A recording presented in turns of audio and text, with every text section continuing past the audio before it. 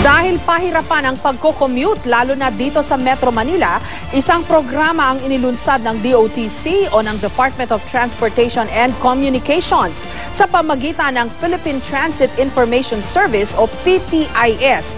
Makikita ng isang commuter kung gaano katagal ang biyahe, ilang sakay ang kailangan niyang gawin at magkano ang pamasahe. May report si Micaela Papa.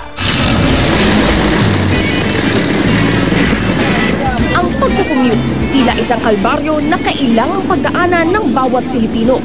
Kadalasan, pipiliin mo na lang yata kung ano ang mas kaya mong tiisin.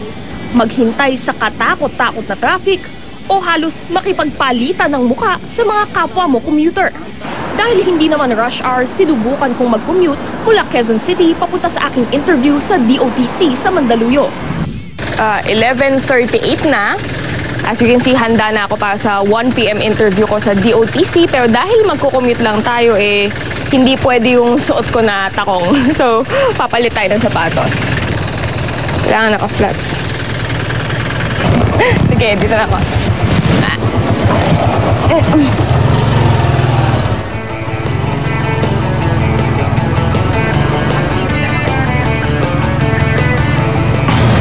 Yung buhok ko.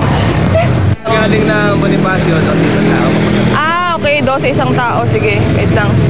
Tagal na akong hindi nag-commute. Sige, ito 12. Okay, thank you. At dahil hindi ko alam kung paano pumuntang Ortigas Avenue, saklolo ako sa Eddie Method. Eddie, magtanong. Kuya, alam mo kung paano manakayan papuntang Ortigas? Ano po yun? Sa taas po. Anong sasakyan ko? Gas. Oo, papuntang Ortigas Avenue. Cubao. Hindi ba yung titigil sa Cubao? Diretso na siguro yun. Baba ka na ano. Okay ba yan?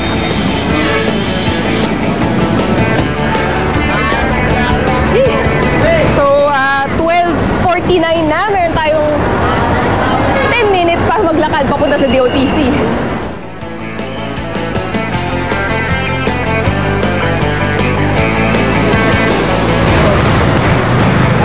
Ayan, 12:55 na.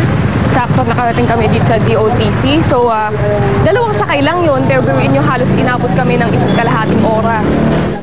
Ayon sa DOTC, hindi na kailangang maghulaan o magpasensyahan sa pagko-commute sa Metro Manila. Ilalabas na ng ahensya ang Philippine Transit Information Service o PTIS ang datos mula sa 2 taong pagsasaliksik sa mahigit 900 ruta ng bus, jeep at tren. Malalaman daw dito ang impormasyon tulad ng gaano katagal ang biyahe, ilang sakay ang gagawin at magkano ang pamasahe. Pinaka-goal nito ay maihatid natin sa publiko yung pinakamagandang impormasyon. Dapat ba ako mag-trend sa ganitong oras? Makatitipid ba ako kung mag-bus ako ng bukas ng umaga imbes na mag-jeepney?